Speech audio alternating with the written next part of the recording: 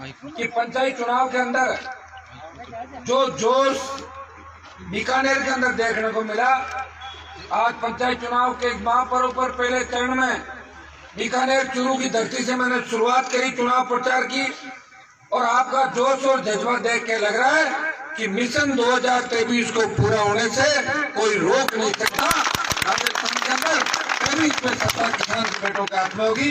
भाइयों, पंचायत चुनाव के अंदर सारी जगह कांग्रेस और बीजेपी भी उम्मीदवार नहीं उतार सकी, लेकिन कम समय के अंदर हमारे नौजवानों ने 36 कौम के लोगों को पूरे राजस्थान के अंदर टिकट दिए, और टिकट देने के साथ साथ जो 2-3 दिन से प्रोग्रेस रिपोर्ट ले रहे हैं, बहुत जबरदस्त तरीके से आरएलपी के प्रत्याशी कहीं कांग्रेस को फाइट दे रहे हैं, कहीं भारतीय जनता पार्टी को फाइट दे रहे हैं, और विजय पताका परचम राजस्थान के अंदर राष्ट्रीय लोकतांत्रिक पार्टी पंचायत चुनाव के अंदर फहराएगी।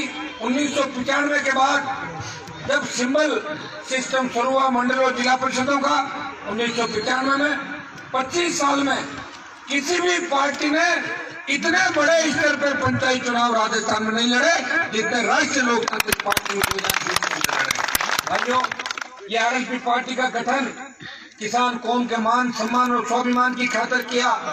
हुंकार भरी राजस्थान के किसानों का कर्जा माफ करने, मुफ्त बिजली, टोल मुक्त राजस्थान, बेरोजगार भाइयों को बेरोजगारी भत्ता, रोजगार, अपराध मुक्त भय मुक्त राजस्थान, स्वामीनाथन आयोग की रिपोर्ट लागू हो ताकि किसान को उसकी उपज का दाम मिले, और प्रत्येक खेत के अंदर सिंचाई का पानी। जो हमारी योजना है चूरू बीकानेर के अंदर रुकी हुई, हमारे नागौर में तो मेरी इलाका भी नहीं है, लेकिन चूरू बीकानेर के अंदर अगर रुकी हुई सिंचाई की परियोजना चालू हो जाए तो भी बहुत ज्यादा तादाद के अंदर किसानों का भला हो सकता है।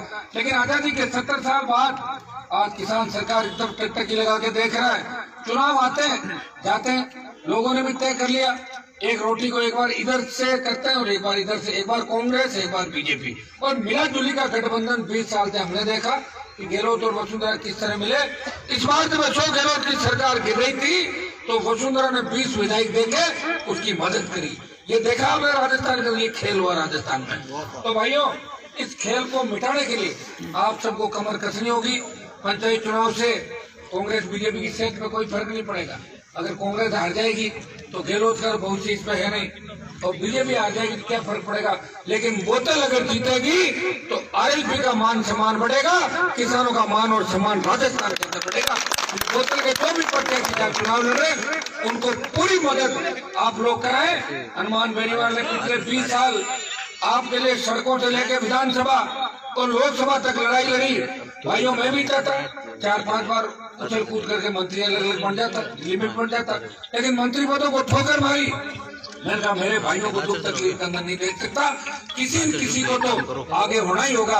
और हनुमान बेनीवाल भगत सिंह की भूमिका के अंदर आपको नई आजादी दिलाने को राजस्थान की सड़कों में निकल पड़ा।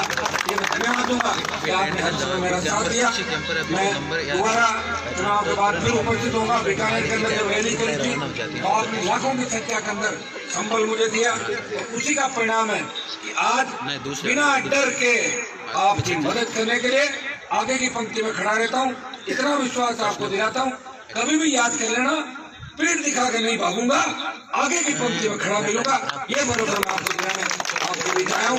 आप हमारे प्रत्याशी को ज्यादा से ज्यादा वोटों में बोतल खर्ची में जिता के और पंचायत समिति में भेजें।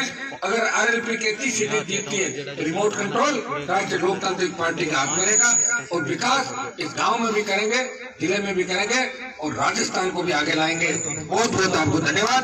जय हिंद।